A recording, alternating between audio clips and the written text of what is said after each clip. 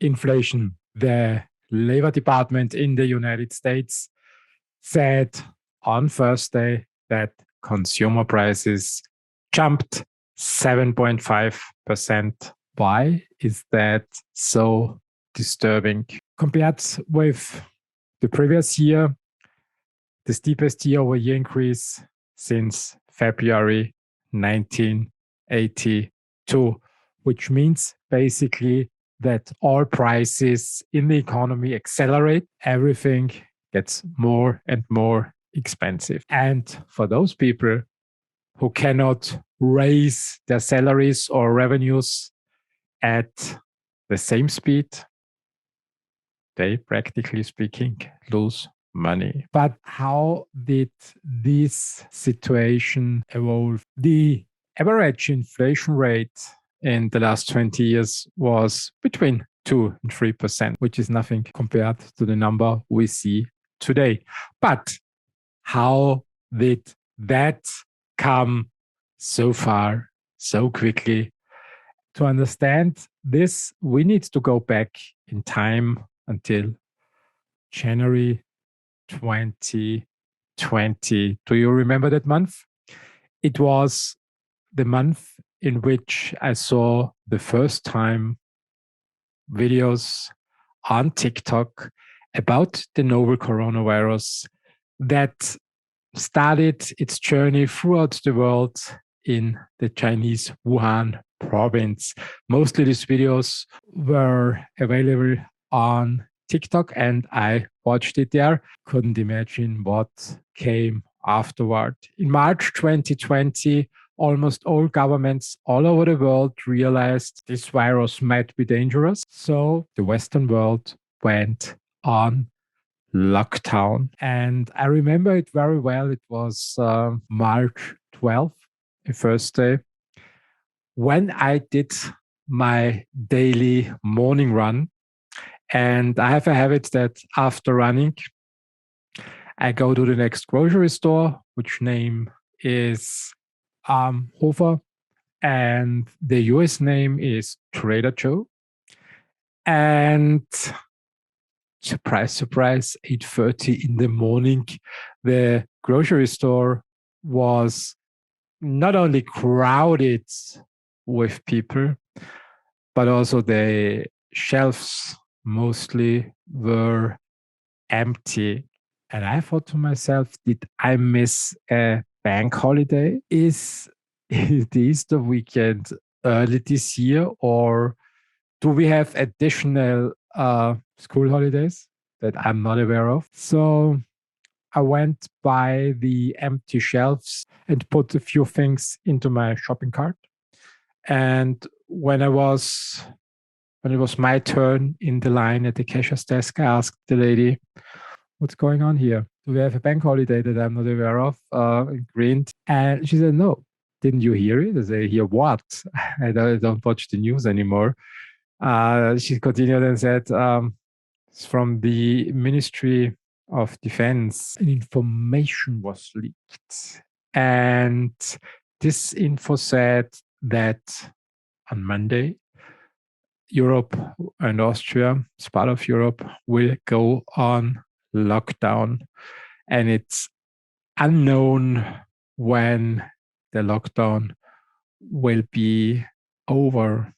That's why people try to gather everything they can to have enough food at home. I thought, oh my God, I have 2 cats in my house and nothing to buy anymore here. So what should I do the next, who knows, 12 months, 24 months, 36 months, 10 years with no food? But as an optimist, I simply went home. So I accepted the dystopian George Orwell-like reality that we got into since March 2020 and went home. And I think everybody, meanwhile, is aware of what happened in the 2 years since March 2020 and February 2022.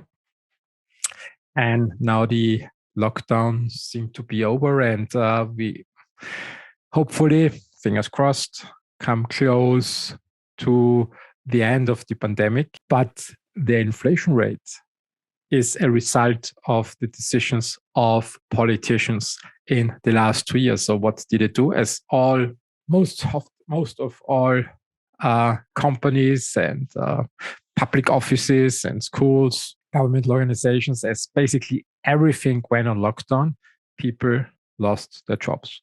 So first thing governments did, they printed money, which is the first cause of inflation. When you put more money into an economy at scale, then inflation is the result. And we deal with 7.5% per month, which means that all your cash loses 7.5% in purchasing power compared to the same month in the last year. And this is an upward spiral or a downward spiral. And for those who think it's not a very dramatic and disturbing development, it means that when you put something into your savings account, 10 years later, it's basically worth less. As there is no positive interest rate on the bank accounts these days, savings account lose money on a monthly basis. But 7.5% is not the end of inflation. We see in countries like China, Argentina, or Romania that there is something like hyperinflation, which means that the savings of the people will not lose their purchasing power within 10 years. Some countries at the peak of hyperinflation phases, they lost their entire value in one single day. The thing with hyperinflation is when the entire population loses everything from one day to the other, and they cannot buy food, they cannot pay their rent anymore, it can quickly become a very unstable and toxic reality for every society. And this is why governments and central banks and basically everybody in an economy should be a little bit worried when inflation goes up and think, how can we revert the process? So to understand that, we need to dig a little bit into the causes of inflation. In principle, we have three leading causes. First one is demand pull effect, which means the demand goes up, supply cannot follow quickly. And as a result, higher demand results in higher prices result in higher inflation. The next one is the cost push effect. When the supply cost rises, those costs are handed down to customers. The third part is the built-in inflation. Many contracts like employment contracts or rental contracts have built in that the prices annually get adapted based on the inflation rate. So the question is always, what is the root cause of inflation? And what is the root cause what do economists say? There are two articles that I found on the internet, and I agree with this article. I also have a Wood's opinion that most of the inflation that we see today is rooted in two causes. First one is the disruption of the supply chains due to lockdowns and coming back of nationalism, which means closed borders. When you can't deliver goods necessary for production, you have production shortages, the demand stays stable or increases, and the supply is cut back. And this happened in the last 2 years, supply chain disruptions at scale globally. We see it in the chip industry, we see it in the food industry, energy sector, principally all industries have to deal with that still. And first part of inflation. The second part of inflation is actually also a demand pull. And you just think back to the bailout programs. On one hand, the private sector, consumers got checks delivered to their houses or could evade taxes for a certain period of time, and as a result had more money, more disponible capital that some of the households and families poured into the economy by consuming goods.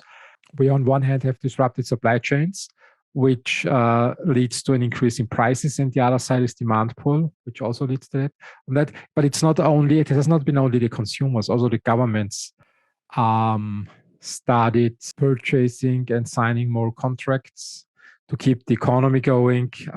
And also, thanks to the money printing, loans and debt was available at scale for banks, insurance companies, and practically all private entities that were running businesses could easily top up their loans to invest them into building their businesses further. And this, in my opinion, are the root causes of inflation. So what is the right cure now? The Fed in the United States explains that they want to raise the interest rate, which basically has a logical effect. Higher interest rate, that becomes more expensive. Companies, consumers, government organizations start cutting back on investing because the loans are more expensive. They cannot go into debt.